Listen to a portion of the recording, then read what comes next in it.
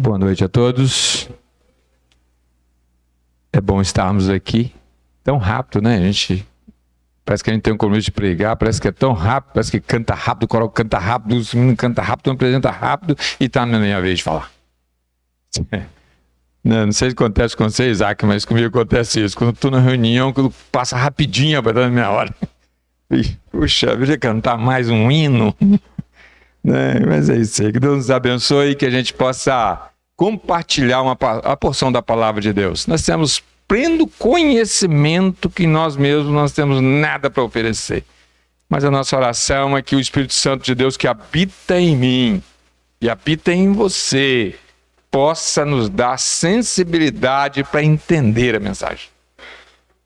Eu sempre oro ao Senhor para que as pessoas possam entender aquilo que eu falo, mas às vezes a gente fala meio embolado, né? A gente às vezes não consegue esclarecer, né? Às vezes, não sei se acontece com vocês, mas às vezes comigo eu entendo a mensagem, rapaz, mas eu não consigo, às vezes, colocar aquilo para a pessoa poder entender também, para que a pessoa possa ter o mesmo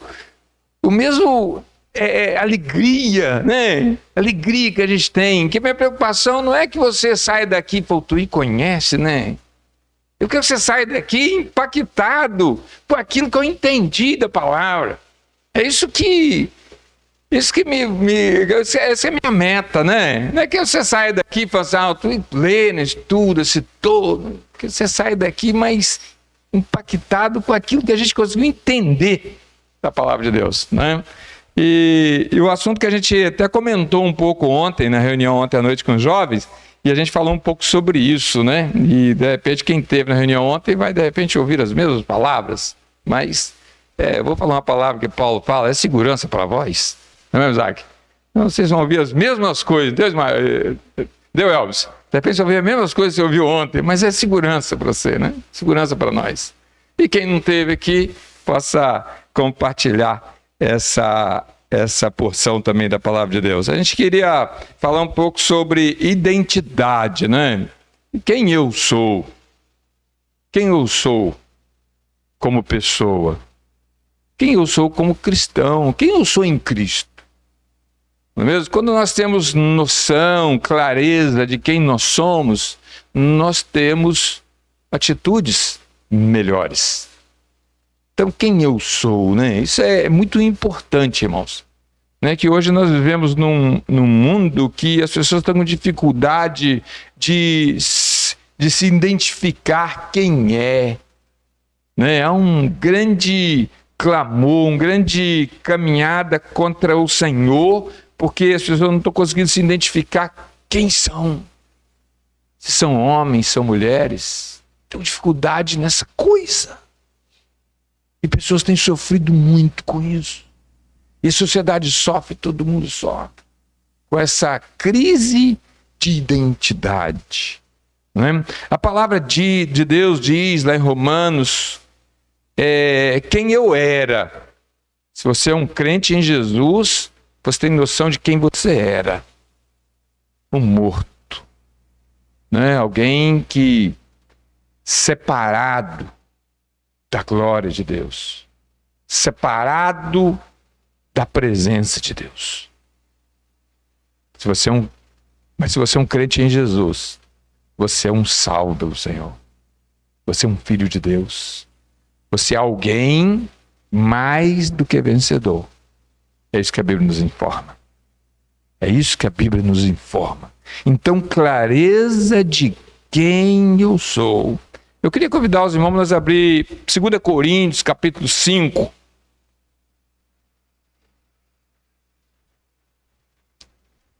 Quando nós sabemos quem nós somos, não só nos traz uma responsabilidade, mas nos traz muito maior, que é o privilégio.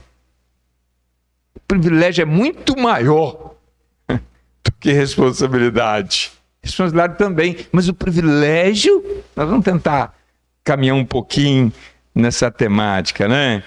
Porque nós somos seres finitos, né? Deus não é finito nem infinito, Deus é eterno, mas nós somos seres finitos. Né? Às vezes aquela questão, né?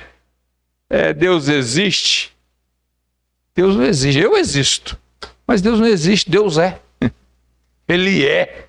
Ele não existe, ele é. Então, essa temática, Deus existe, né? Deus não existe, mas ele é.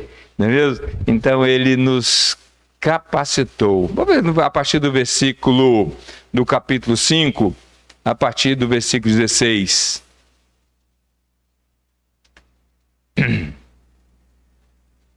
Assim que daqui por diante ninguém conhecemos segundo a carne, e ainda que também tenhamos conhecido Cristo segundo a carne. Contudo, agora já não conhecemos deste modo. Assim, se alguém está em Cristo, nova criatura é. Se você está em Cristo, eu não sei eu não sei o que a vida fez de você, quais os entendimentos, quais as alegrias que você tem tido quando você olha para a trajetória da sua vida. Mas saiba que o Senhor te fez uma nova criatura. Uma nova criatura. E as coisas velhas já passaram. Eis que tudo se fez novo. Tudo se fez novo. E tudo isto provém de Deus. Tudo isso provém de Deus, irmãos. Que nos reconciliou consigo mesmo por Jesus Cristo e nos deu o ministério da reconciliação. Isto é, Deus estava em Cristo reconciliando consigo mesmo e não lhes imputando seus pecados. E pôs em nós a palavra da reconciliação. De sorte que somos embaixadores da parte de Cristo, como se Deus por nós rogasse. Rogo-vos, pois, da parte de Cristo, que vos reconcilieis com Deus. Aquele que não conheceu o pecado, o fez pecado por nós, para que nele fôssemos feito justiça de Deus. Irmãos, a leitura desse texto, a gente podia ir embora. Adiante. A gente podia ir embora agora, adiante, sabendo quem eu sou. E quando eu sei quem eu sou, eu sei para onde eu vou. Porque a nossa luta nessa terra aqui, irmãos, a gente vence algumas batalhas. Você pode ficar tranquilo. Nós vamos vencer algumas batalhas. O Senhor vai te ajudar você a vencer algumas batalhas. Ele vai te ajudar. Ele vai te restaurar. Ele vai te curar. Ele vai te dar condição. Mas um dia nós partiremos dessa terra. Um dia nós partiremos daqui. Então, irmãos, ele nos fez nova criatura. As coisas velhas já passaram. Tudo vai passando, né? Tudo vai passando. E passa rapidamente. Rapidamente. A vida, ela é um conto ligeiro. É um conto ligeiro. Quando, às vezes, a gente olha para as mães com filhos pequenos, né? E a gente, às vezes, usa essa expressão, aproveita que passa rápido. A mãe e o pai que ouvem essa frase, irmãos, ele não entende isso. Mas quando ele chegar na idade que eu estou e que você está, e olhando para os filhos já grandes, você pensa assim, puxa vida, como passou? Aonde eu estava quando meus filhos estavam pequenininhos? O que eu estava fazendo? Passou, irmãos. Se foi bom, se foi ruim, importante que emoções, né? Uma música, me veio um refrão da música do Roberto Carlos agora, né? Importante que emoções eu senti. Você está entendendo? É muito rápido. O Senhor nos fez nova criatura. Isso é, irmãos, isso é fantástico. O Senhor, Ele nos fez nova criatura e Ele nos outorgou algo grandioso. Olha só a sequência da leitura. E tudo isto provém de Deus. Tudo provém de Deus, irmãos. Não acha que eu sou merecedor, né? Tem uma canção que canta que diz assim: eu estou pagando o preço pela minha salvação. É uma canção muito, muito legal, o pessoal canta bem ela, fica na alegria para cantar uma música dessa. Porque tem certas músicas tem gente que canta, mas o momento difícil tem cada música cantar. Eu não sei se eu fico constrangido, mas tem música que eu fico constrangido de cantar. Tem uma música nova agora, muito famosa, o pessoal canta de chorar. Eu fico emocionado pelo cantar aquela música. Eu estou gastando a minha vida. Né? Tem um refrão da música nova aí, que canta assim: por ele eu estou gastando a minha vida, gastando os meus recursos. Tá nada, não gastando a vida mais na academia do que lá. Eu estou gastando mais a vida na televisão do que com Deus. Nós estamos gastando mais a vida no trabalho. Né? Não, isso são coisas ruins, não tá, irmãos? Quando eu falo isso aqui, não estou querendo descriminalizando essas coisas, não. Isso tudo são úteis para a nossa trajetória aqui. Mas nós não estamos gastando. Não estamos gastando tanto assim, não. Não é mesmo? Então são músicas que nós cantamos, às vezes, muito bonita, muito emocionante. Eu também até canto, mas quando a gente tem uma sinceridadezinha, a gente tem dificuldade, não é mesmo? Então, e tudo isso provém de Deus, que nos reconciliou consigo mesmo, por Jesus Cristo, e nos deu o ministério da reconciliação. Vou falar baixo aqui para muita gente não ouvir. Ele deu algo a gente, irmãos, fantástico. O ministério da reconciliação. É uma responsabilidade, sim, mas é muito maior que isso. É um privilégio. Ele outorgar algo tão grandioso a alguém tão ruim como eu. Ministério da reconciliação. Você parou para pensar a profundidade disso? A profundidade disso? Ele nos reconciliou consigo mesmo e nos deu o ministério da reconciliação. Gente, quando eu entendo isso, me conduz a uma nova caminhada, lutar contra as minhas vontades, muitas das vezes. Quando eu entendo essa palavra aqui, ele nos reconciliou consigo mesmo, por Jesus Cristo, nos deu o ministério da reconciliação. Que coisa fantástica! Saber que ele outorgou a pessoas como nós essa coisa tão sublime que é transmitir a salvação através de Cristo Jesus. Nos deu o privilégio de viver uma vida que possa propagar a salvação em Jesus. E nos deu o privilégio de estarmos aqui como igreja, cantando, orando, louvando ao Senhor, cantando da salvação do Senhor, da glória dele. Privilégio que ele nos deu. Quando nós olhamos para a nossa trajetória de vida e a gente chega numa certa idade, a gente olha e fala assim: poxa vida, não construí nada de útil. Eu não estudei, não formei, não comprei, não viajei. Não se preocupe com isso não. Mas se preocupe que você é alguém amada a quem o Senhor morreu na cruz para te dar vida e vida eterna. As conquistas desse mundo é consequência. Todos que conseguiram tudo nessa vida aqui vivem aflições dessa vida.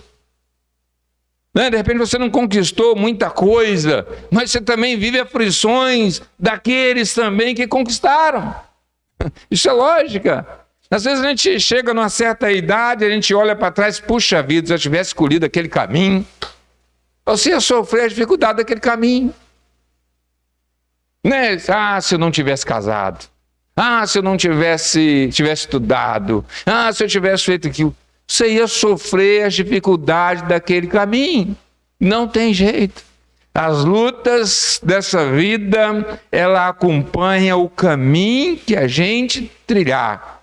O segredo é florescer aonde você estiver plantado. O segredo é esse. É agradecer ao Senhor, é dar ressignificância ao passado. Ressignificar o passado para que a gente possa ter alegria no presente e esperança no futuro.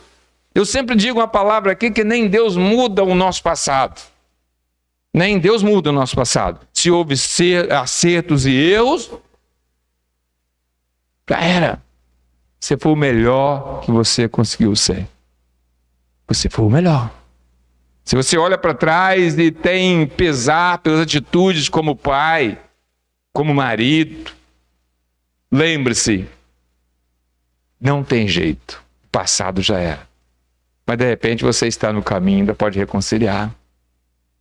De repente você está no caminho ainda. De repente você está no caminho, você pode agradecer, você pode perdoar e ser perdoado. Não é? Mas tenha certeza, você é uma nova criatura. E essa nova criatura te deu alguns privilégios. Privilégio de ter a palavra da reconciliação. Te deu um privilégio de passar a eternidade na presença do Senhor. Te deu um privilégio disso. E eu conversando com uma pessoa essa semana, uma pessoa que não crê em Deus, não sei se já conversou com uma pessoa que não crê em Deus, é um diálogo legal. Se tiver oportunidade, você bate um papo com a pessoa que não crê em Deus. E ele falando que, né, falando sobre que Deus não existe, que tem, e eu usei aquela palavra, né, e ele tentando afirmar que Deus não existia, isso é tudo invenção do homem, que os homens escreveu a Bíblia, né? E a gente falou de muitas coisas, a gente falou, e a gente usou a ilustração da bomba, né? Da Big Bang. E eu falei com ele, ó, aqui é uma oficina, né? Aqui é uma serralheria, né? Então aqui tem material para se fazer um portão. Tem todo material para fazer o portão aqui. Tem solda, tem cantoneira, tem chapa, tem trinco, tem tinta, né? Tem tudo aqui dentro, não tem? Tem. A explicação da vida fora da Bíblia é como se colocar aqui uma bomba aqui dentro, estourar essa oficina sua e lá na rua caiu um portão montado. Essa é a explicação da vida fora da Bíblia. Porque a única explicação lógica para a vida é a Bíblia que traz. Então ela foi escrita por homens, inspirada por Deus, para instruir homens.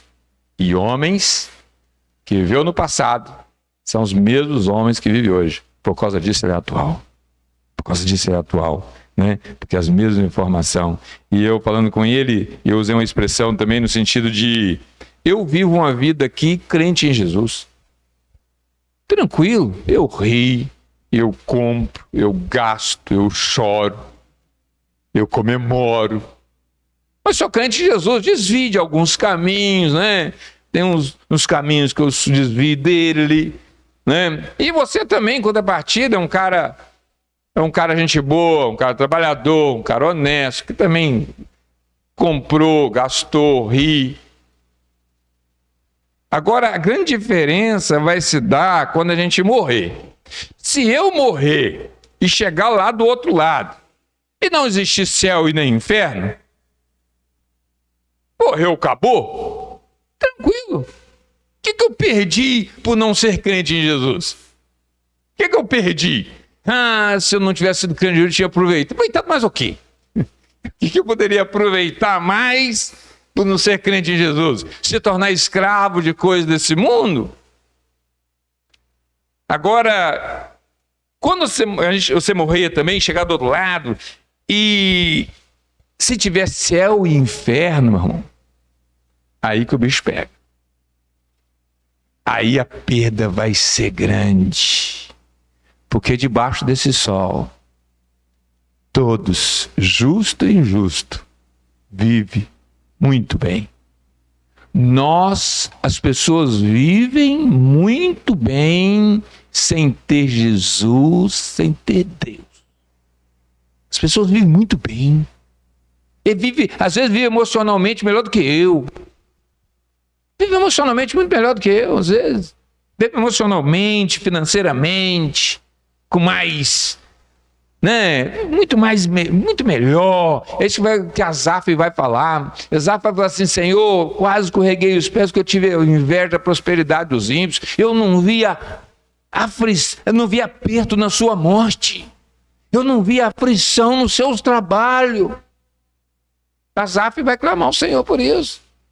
E se a gente olhar para a vida com essa mentalidade, nós também vamos ter esse mesmo tipo de pensamento, né? Mas a vida aqui, ela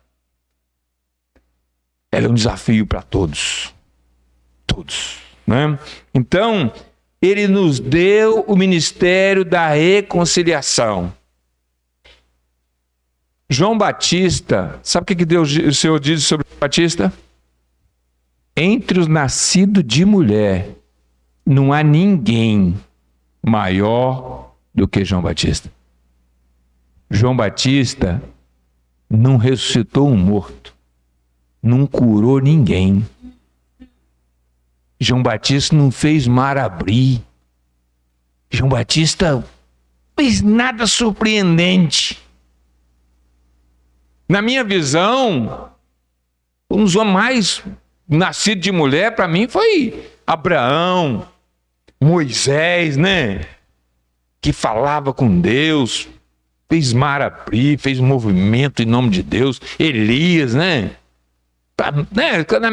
Na sua concepção, ele fala isso. São homens que o Senhor fala que é João Batista. Mas sabe por que João Batista era...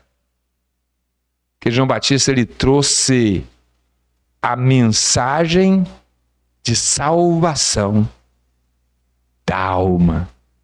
João Batista trouxe a mensagem de salvação. Por causa disso ele é maior entre os nascidos de mulher. Não é o que ele fez, mas é aquilo que ele representou. Viveu 30 anos mais ou menos, foi morto, degolado por um pedido de uma mulher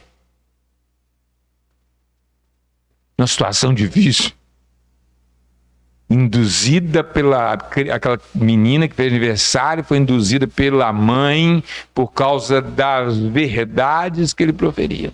Foi decolado. Um homem entre os nascidos de mulher, não tinha ninguém outro igual a ele. Mas é por causa da mensagem, a representatividade que ele representou.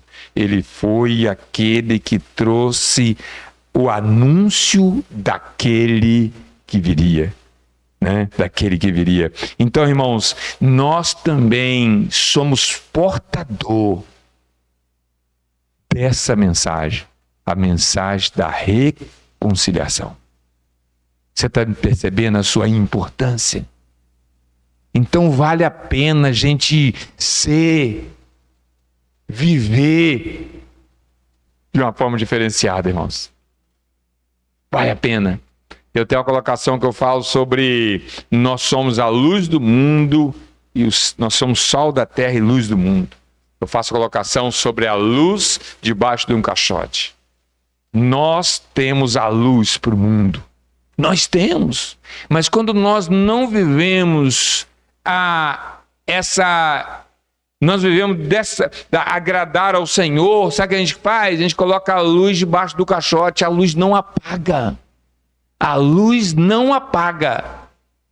A luz continua clareando a nossa volta, porque a luz não depende de mim para clarear o meu caminho, mas ela depende de mim para que ela possa clarear as outras pessoas. Eu posso colocar o caixote em cima da minha luz, irmãos. Eu posso colocar. Eu não consigo apagar. Mas colocar o caixote eu posso. Eu coloco o caixote em cima da luz toda vez que eu caminho, falo e faço aquilo que não convém. Toda vez que eu falo, faço aquilo que não convém, eu estou colocando um caixote em cima da luz. Caixote em cima da luz. Você está percebendo a importância daquilo que o Senhor trouxe para nós? Versículo 19, isto é, Deus estava com Cristo reconciliando consigo o mundo, não lhes imputando seus pecados, pois em nós a palavra da reconciliação. Ele colocou em nós a palavra da reconciliação. O Senhor estava em Cristo reconciliando consigo mesmo, de sorte que somos embaixadores. Ela usou outra palavra aqui muito forte. Embaixadores. O embaixador, irmãos, ele sabe tudo daquele a quem ele representa. Traz para nós um privilégio muito grande, irmãos, de poder saber tudo daquele a qual nós representamos. A igreja, a reunião da igreja tem essa finalidade de trazer esse ensino, aprender junto, para que a gente possa ser um embaixador útil, fiel, um embaixador íntegro, conhecedor da quem aquele representa. Então, é fantástico. Por causa disso que eu tenho uma colocação, uma ilustração que eu faço, que é interessante. A igreja, a expressão diz assim, venha como está. Não é mesmo? Venha como está. É como, não sei se você já fez aula de natação. Quem já fez aula de natação aqui? Eu não fiz não, mas a gente fazia aula de natação nos açudes da vida aí, né? A gente fazia aula de natação quando era moleque, não é? Quando você vai fazer aula de natação, você pode qualquer roupa. Você pode ir terno, pode ir short, o que você quiser. Você pode camiseta, pode qualquer roupa. Você só não vai conseguir praticar natação com a roupa que você estiver. O evangelho é isso. Esse é o evangelho. Você pode vir do jeito que você quiser, do jeito que você tiver. Mas o evangelho você não vai conseguir. Você não vai conseguir estar do jeito que você é, né? É a natação. Você pode ir do jeito que você quiser. Você pode ter gravata. Você pode fazer de qualquer jeito. Mas chegar lá, você vai ter que tirar, despir e botar a roupa adequada. Esse é o evangelho. A proposta do evangelho é isso. Venha como está. Venha como está. Mas você não vai se sentir bem como você está. Não é uma exigência, é algo que te transforma, é algo que te comove, é algo que te impulsiona. Não é uma exigência, uma lei que você vai seguir, mas é algo que você deseja ser. Né? Então, quando eu sei quem eu sou, me facilita eu viver a vida aqui. Quando eu sei que eu sou, quando eu sei que eu sou um salvo pelo Senhor, qualquer coisa que acontecer aqui vai passar. E o Senhor vai nos conduzir. Quando eu sei, olha só que interessante, quando eu sei quem eu sou o marido da Alessandra. Quando eu determino isso para mim, eu não vou traí-la. Independente se ela tiver lugar ou não. Porque eu sei quem eu sou. Eu sou marido da Alessandra. Você está entendendo isso? Eu sou esposa de fulano. Eu sou marido de fulano. Você vai se posicionar. E se tem uma coisa que ajuda o nosso cérebro, irmãos, eu vou te falar uma palavra aqui interessante, presta atenção nisso. É quando a gente verbaliza algo. Verbalizar algo. Isso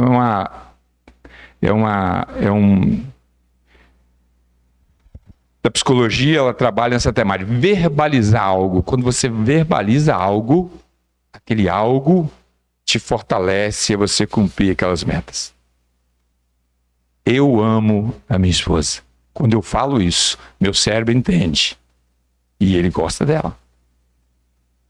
Quando você fala mal de algo, seu cérebro fala assim, rapaz, ele gosta de sofrer. Vou trazer mais. Então, quando a Bíblia fala assim, não saia da vossa boca a palavra torpe, é porque o cérebro, ele capta as palavras que você fala. Quando você vira para a sua esposa, você está linda, seu cérebro começa a olhar para ela de outro jeito. Quando você começa a falar palavras que não convêm, você vai desmotivando. Isso é ciência, irmãos. Isso não é superstição, não. Isso é ciência. Verbalizar. Verbaliza os seus sentimentos bons, porque os maus vêm na nossa mente toda hora. Agora, verbalize os seus sentimentos bons. Verbalize aquilo que você deseja. Não tem aquela palavra da palavra de maldição, né? Não é que é uma maldição assim, sobrenatural, mas é algo que te atrapalha a sua mente quando você fala coisas que não convêm. Quando você fala coisas que não convêm para a esposa, para os filhos, para os amigos, para coisa, não é que aquela palavra tem poder, mas aquela palavra ela não é um poder sobrenatural, mas é algo assim que o cérebro não tem noção de real e falso, né? Nosso cérebro não capta isso, né? Então, quando a gente começa a falar muita coisa que não deve, o cérebro começa a criar amargura naquilo, né? Então, não use palavra torpe, não saia da vossa boca. Esse é o conselho que Paulo vai dar, né? Então, caminhando para o final, ele de sorte que somos embaixadores de Cristo, como de Deus por nós rogasse. Rogo, pois, da parte de Cristo, que vos reconcilieis com o mundo. Essa é a nossa palavra. Reconciliar, que as pessoas possam reconciliar com Ele, através de Jesus Cristo. O versículo 21, para nos encerrar, aquele que não conheceu o pecado, o fez pecado por nós, para que nele fôssemos feitos justiça de Deus. Eu tenho um pensamento que eu desenvolvi, eu faço uma alusão disso aqui, Jesus se fez pecado por nós. Acompanhe o raciocínio agora comigo. Vocês lembram da serpente ardente? Vocês lembram da serpente ardente? Ardente. Lembra, né? Que o povo reclamou. O Vitor até pregou aqui um tempo atrás nessa passagem. O povo reclamou. E o povo falou que estava fartido aquele pontão vil. O Senhor enviou serpentes que mordiam o povo e o povo morria. Era isso? Aquilo ali, João, lá aquele diálogo que Jesus tem com Nicodemos, ele vai falar assim como Moisés levantou a serpente no deserto, importa que o Filho do Homem seja levantado. A serpente, a gente pensa, né? O Senhor fazer uma imagem de uma serpente. Você já percebeu, parou para analisar? Uma imagem de uma serpente, né? A imagem da serpente pendurou e as pessoas olhavam para a serpente e era curado. Porque o Senhor, ele fez a imagem daquilo que matava o povo. Ele levantou aquilo que matava o povo, a figura daquilo que matava o povo. O que matava o povo? A serpente. Qual era a forma de... Por que ele não tirou a serpente? Deveria ter tirado a serpente, né? Isso aqui, irmão, para a gente entender, a serpente é a representação do pecado. A serpente é a representação do pecado. Jesus, ao levantar a serpente, é a figura de Jesus. Assim como importa que o Filho do Homem seja levantado. Acompanha comigo. O que matava o povo era a serpente. Então o Senhor levanta uma serpente e tudo que olhasse para a serpente era curado. Jesus, o que mata o homem? O pecado. Não é o pecado que mata o homem? Mas Deus não podia tirar o pecado do mundo? Podia tirar. Mas o pecado está enraizado dentro de nós, não tem como separar mais. O pecado não tem como separar, ele está enraizado no ser. Para tirar o pecado do mundo, ele tem que matar todo mundo. Então, o que Jesus se fez? Ele se fez pecado por nós.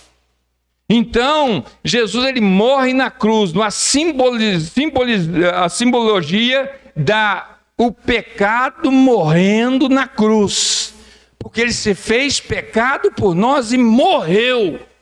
Ele morreu. Você está entendendo por que ele cita a serpente ardente? Porque a serpente era figura daquilo que matava o povo. Então, ele não queria tirar a serpente. O que ele fez? Coloca uma serpente lá, que era figura daquilo que matava o povo. Jesus, ele se faz pecado por nós. Ele é levantado, simbolizando o pecado de todos nós.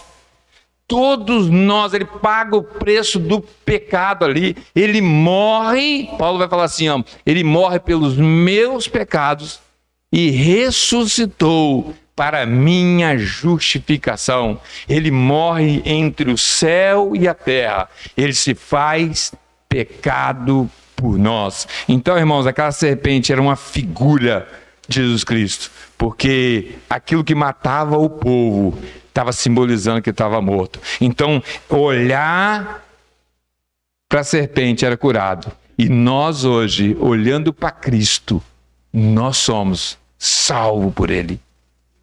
Nós somos salvos por Ele. A serpente mordia e doía muito. Doía muito.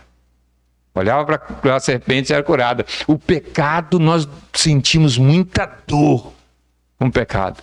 O pecado traz dor. Traz dor da própria decomposição do corpo. Cada dia nós estamos mais vulneráveis. Traz dor das aflições, do desejo que nós queremos e não conseguimos.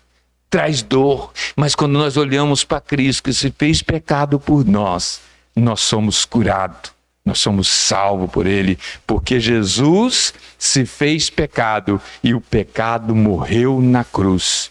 O pecado nos faz doer, mas Ele não pode nos matar mais, porque é Ele que pagou o preço pela nossa redenção. Então, irmãos, quando eu entendo isso,